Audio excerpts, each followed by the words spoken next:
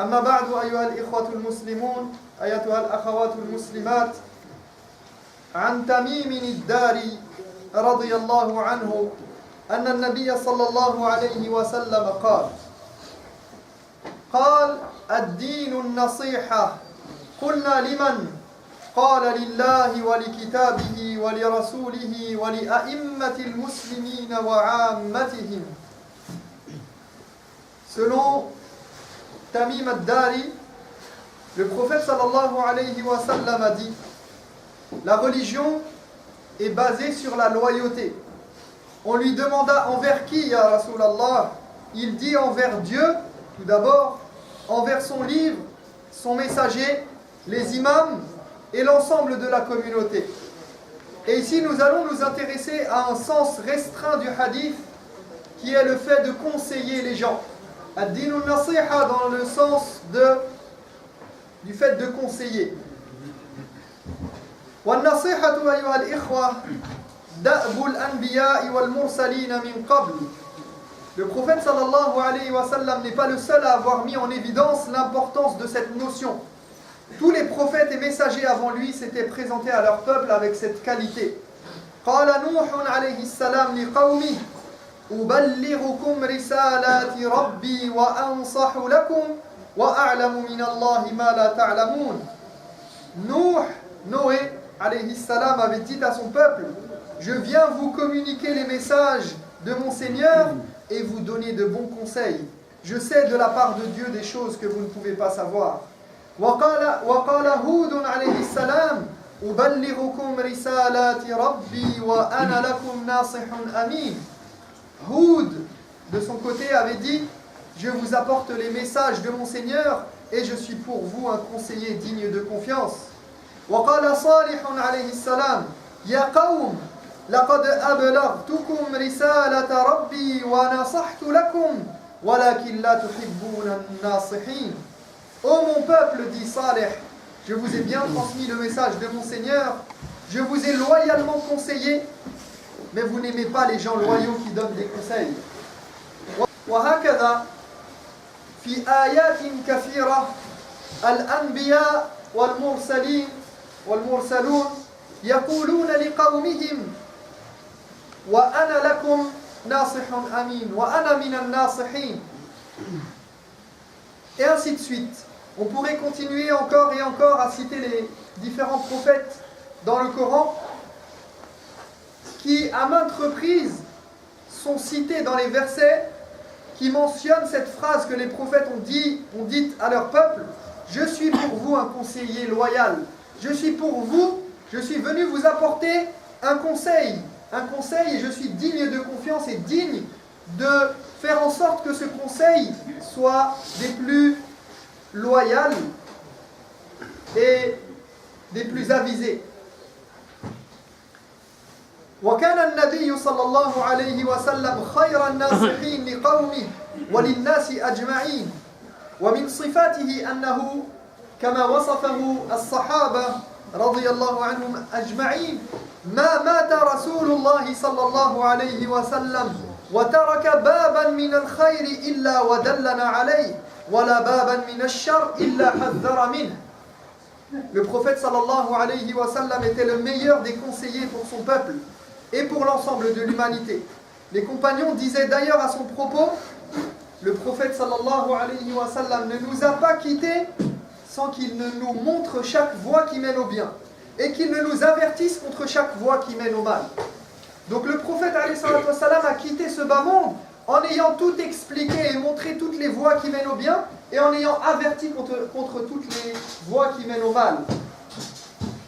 كما وصفه الله تبارك وتعالى لقد جاءكم رسول من أنفسكم عزيز عليه ما عنتم حريص عليكم بالمؤمنين رؤوف رحيم.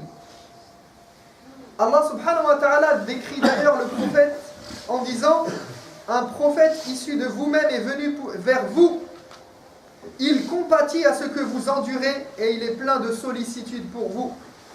Donc il ne veut pas vous voir vivre dans une situation difficile ou conflictuelle. Il veut vraiment le bien. Il est avide de bien pour sa communauté et pour les siens, et pour l'ensemble de l'humanité. Il veut le bien, car il est toute bonté et toute compassion pour les croyants. Et voilà pourquoi il était le plus loyal et le meilleur des conseillers. Car il veut le bien pour les autres. Il est avide de bien pour sa communauté, pour l'humanité. Et donc, ceci implique forcément qu'il conseille les autres. Qu'il soit là pour conseiller, pour apporter son soutien moral, ses bonnes directives et ses bonnes orientations. حتى قال جرير رضي الله عنه بايعت وهو يأتي إلى النبي صلى الله عليه وسلم ليبايعها على الإسلام قال بايعت النبي صلى الله عليه وسلم على الإسلام فاشترط علي النصح لكل مسلم. Au point que lorsque l'on venait pour lui prêter serment, pour prêter serment d'allégeance au prophète alayhi salatu wassalam, il mettait en condition d'être loyal, comme ce fut le cas pour Jarir, qui dit « J'ai prêté serment au prophète sallallahu alayhi wa sallam en acceptant l'islam, et il a mis en condition que je sois loyal envers tout musulman. » Et encore une fois, cette loyauté implique de donner le conseil, d'être un bon conseiller, d'être de bons conseils envers les gens, et de faire son possible pour orienter la personne tant qu'on le peut, et dans la mesure de nos capacités. لقد كان السلف يتناصحون فيما بينهم وكانوا يحذرون الناس من أن يكونوا مثل المنافق الذي إذا نصح استكبر ورد النصيحة ولم يقبلها. Les premiers musulmans avaient l'habitude de se conseiller les uns les autres. C'était une de leurs habitudes. C'était un bon comportement qu'ils mettaient en pratique au quotidien. Et ils mettaient en garde contre cette attitude caractéristique de l'hypocrite qui consiste à rejeter le conseil, à s'enorgueillir et à ne pas vouloir accepter ce qu'on nous dit. لذلك عندما وصف الله سبحانه وتعالى المنافقين قال وإذا قيل له اتق الله ماذا يفعل؟ وإذا قيل له اتق الله أخذته العزة بالإثم. Ainsi, quand il décrit les hypocrites, Allah dit, et lorsqu'on leur dit, donc on s'adresse à ces gens-là, on leur dit craignez Dieu, crains Dieu, fais attention à ce que tu fais. Qu'est-ce qu'il répond? Il devient si arrogant qu'il ne veut rien entendre. Il ne veut plus rien entendre. قال ابن مسعود ويفسر هذه الآية يقول هو الرجل ينصح أخاه فيقول عليك بنفسك عليك نفسك أو مثلك لا ينصحني من أنت حتى تنصحني من أنت مثلك لا ينصحني. Ibn Mas'ud a dit en commentant ce verset, il dit comme lorsqu'une personne donne un conseil à son frère et qu'il lui répond occupe-toi de tes affaires ou garde tes conseils pour toi, ce n'est pas toi qui vas me donner des leçons quand même, t'es qui pour me donner des leçons? Et ça c'est un signe d'hypocrisie que de ne pas accepter le conseil. حتى قال النبي صلى الله عليه وسلم أبغض الكلام إلى الله, la parole la plus détestée auprès d'Allah, c'est quand quelqu'un dit à l'autre, quand quelqu'un vient de recevoir un conseil et qu'on lui dit taqillah faqala alayka bi nafsik, et que cette personne répond occupe-toi de tes affaires, garde tes bons conseils pour toi, mets-les en pratique, moi laisse-moi tranquille. وهذه النصيحة من معاني الأخوة أن يتناصح المؤمنون فيما بينهم أن يتناصح المؤمنون فيما بينهم. هذه من معاني الأخوة العميقة. فإذا كنت أخا لأخ فلا بد أن تنصحه بحسن النية بنية حسنة. Le fait de se conseiller les uns les autres, fait partie de l'idée de communauté, de fraternité. Cette fraternité que nous clamons haut et fort, eh bien, elle implique de conseiller son frère, sa sœur, de se conseiller mutuellement. حق المسلم على المسلم ست قيل ما هن يا رسول الله. Le musulman a 6 devoirs envers ses frères, comme le dit le prophète alayhi salatu wassalam. On lui demanda, et quels sont-ils, ô messager? قال إذا لقيته فسلم عليه. Il répondit, salue-le lorsque tu le croises. Lorsque tu croises ton frère, tu le salues. C'est la moindre des choses. وَإِذَا دَعَاكَ فَأَجِبْ. Réponds à son invitation lorsqu'il t'invite. وَإِذَا اسْتَنْصَحَكَ فَانْصَحْ لَهُ. Conseille-le lorsqu'il te demande conseil. Conseille-le. Sois un bon conseiller pour lui. وَإِذَا عَطَسَ فَحَمِدَ اللَّهَ فَشَمِّتْهُ. Dis-lui qu'Allah te fasse miséricorde lorsqu'il éternue et qu'il dit Alhamdulillah et qu'il loue Allah. وَإِذَا مَرِضَ فَعُدْ. Rends-lui visite lorsqu'il tombe malade. وَإِذَا مَاتَ فَاتَّبِعْهُ. Et suis son cortège funéraire lorsqu'il meurt. Donc regardez, le prophète alayhi salatu wassalam a placé le conseil, le fait de conseiller, d'être, encore une fois, dans l'idée générale du terme de nasiha, c'est la loyauté. Et donc, il a dit que cela fait partie des devoirs que l'on a envers nos frères que de les conseiller. عن جبير بن مطعم أن النبي صلى الله عليه وسلم قال ثلاث لا يغل عليهن قلب امرئ مسلم ثلاث إذا وجدت ثلاث خصال إذا وجدت في قلب المؤمن إذا وجدت في قلبك فلن تجد في قلبك غل ولا غش ولا بغض ولا حقد ولا أي شيء من هذا القبيل في قلبك إن شاء الله تعالى إذا وجدت هذه الخصال. Jubayr ibn Mut'im rapporte que le prophète sallallahu alayhi wa sallam a dit: si le musulman a 3 choses dans son cœur, il ne ressentira jamais de haine. 3 choses, si elles sont dans ton cœur, elles purifieront ton cœur de toute haine, de toute médiocrité, de toute volonté de faire du mal et tout sentiment, tout ressentiment de cette sorte. قال إخلاص العمل لله ومناصحة ولاة الأمر ولزوم جماعة المسلمين. إخلاص العمل لله أن تتجه إلى الله وحده لا شريك له في عملك في أعمالك وقولك وكل أمورك ومناصحة ولاة الأمر أيا كان من ولى أمر المسلمين فأنت تنصحه ولزوم جماعة المسلمين ألا تفرق وألا تجعل المسلمين متشتتين متفرقين. Donc il dit œuvrer en toute exclusivité pour Allah, être loyal et donc un bon conseiller envers les responsables de la communauté et rester solidaire des musulmans et faire tout pour préserver leur unité et ne pas diviser la société. Donc œuvrer en toute exclusivité pour Allah, faire que tes œuvres soient dévouées exclusivement pour ton Seigneur, quelle qu'elle soit.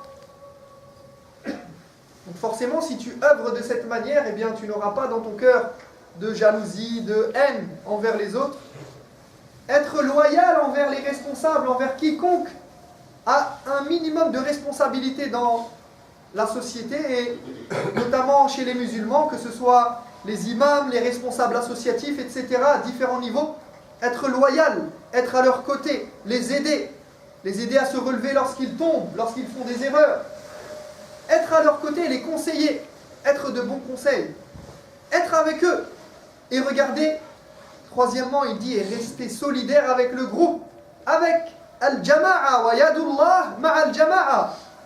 Allah, il supporte et il aide et il soutient le groupe.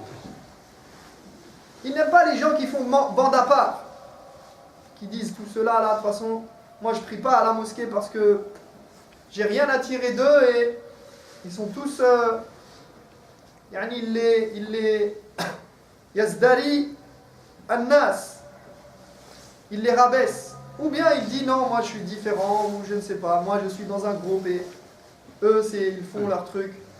Là, Allah subhanahu wa ta'ala il aime al-jama'a.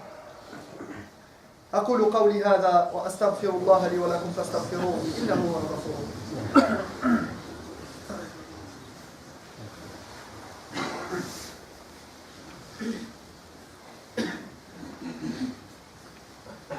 الحمد لله وكفى وسلام على عباده الذين اصطفى لا سيما عبده المصطفى وآله المستكملين شرفا. أما بعد أيها الإخوة أيتها الأخوات، وإن للنصيحة آدابا كثيرة ومتنوعة ينبغي الالتزام بها عند أدائها، ينبغي أن يتحلى بها الناصح الشفيق. Savoir conseiller est un art. C'est un art. De nombreuses convenances et règles sont à respecter afin que le conseil puisse porter ses fruits. Car il faut avoir en tête que le conseil, il doit porter ses fruits. Il doit amener à quelque chose. Ou en tout cas, c'est une volonté derrière le conseil que d'amener à améliorer les choses. Donc celui qui veut conseiller l'autre, eh bien, il doit savoir ce qu'il fait et comment il doit procéder. Rahimallahu al-Hasan wal-Husayn, يحكى أن الحسن والحسين مر على شيخ يتوضأ ولا يحسن الوضوء. On raconte qu'Al-Hassan et Al-Hussein, qui étaient encore tout jeunes, passèrent à côté d'un vieil homme qui faisait ses ablutions d'une mauvaise manière. فاتفقا على أن ينصح الرجل ويعلماه كيف يتوضأ. ووقف بجواره وقال له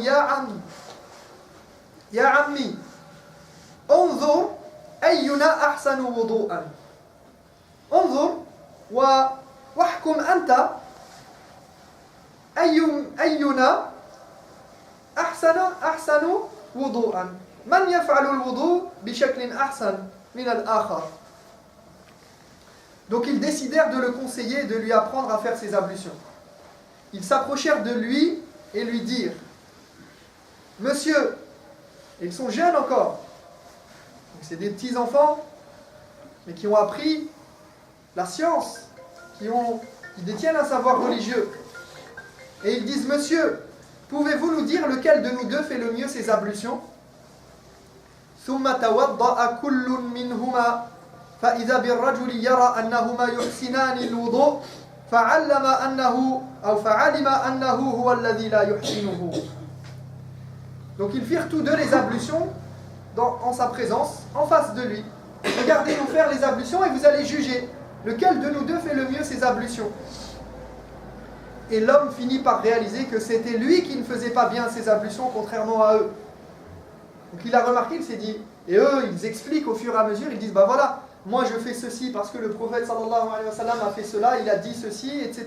Et chacun fait la concurrence entre eux pour savoir qui fait le mieux les ablutions. Et l'homme il se dit: mais moi je fais pas du tout ça. Ça n'a rien à voir mes ablutions. Ou alors il a quelques erreurs dans ses ablutions et il observe attentivement ces deux jeunes qui font les ablutions et il se dit: mais mince, c'est eux qui ont raison et moi je fais n'importe quoi.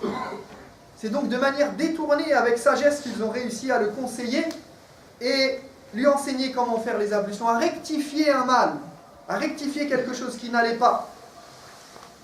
Et j'aimerais que nous prenions exemple sur eux lorsque nous voulons conseiller les gens. يعني ليس المقصود من النصيحة إظهار القوة على الغير ولا التعيير أو التشهير، وإنما المقصود منها معاونة الناس وإصلاح الحال لا إفسادها. Donner des conseils n'a pas pour objectif de montrer sa force, d'afficher les autres, de les mettre mal à l'aise, de les humilier. L'objectif c'est de les aider d'améliorer la situation et non pas de la rendre pire. ولذلك أول أدب في النصيحة حسن النية لأن بعض الناس ينصحون ليظهروا علمهم أنهم أكثر فهما وأكبر علما أو ليخطئوا الآخرين. Ainsi, la première règle et la première condition lorsque l'on veut conseiller, c'est l'intention. Avoir la bonne intention. Quelle est ton intention lorsque tu vas conseiller quelqu'un? Car certaines personnes conseillent pour étaler leur savoir, pour montrer qu'ils ont plus de connaissances, qu'ils sont supérieurs, ou pour dévaloriser et rabaisser l'autre. Donc il est important de savoir pourquoi je fais cette démarche. Quelle est mon intention derrière cet acte de conseil? ونكتفي بهذا القدر اليوم وسنتعرض لهذا الموضوع في خطبة وربما خطب قديمة إن شاء الله لنتعرف على هذه الآداب وكيف يجب أن يكون الناصح وكذلك كيف يجب أن يقبل النصيحة الإنسان وهذه يعني ما يدور حول هذا الموضوع ونكتفي بهذا القدر إن شاء الله تعالى.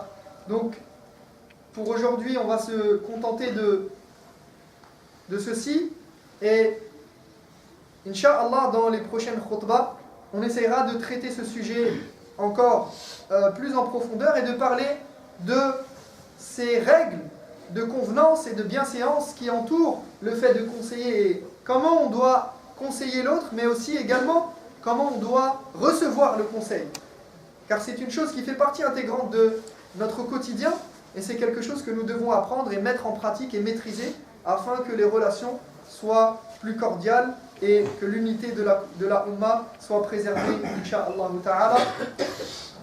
Nas'alullah tabaraka wa ta'ala أن يجعلنا من الذين يستمعون القول فيتبعون أحسنه أولئك الذين هداهم الله وأولئك هم أولو الألباب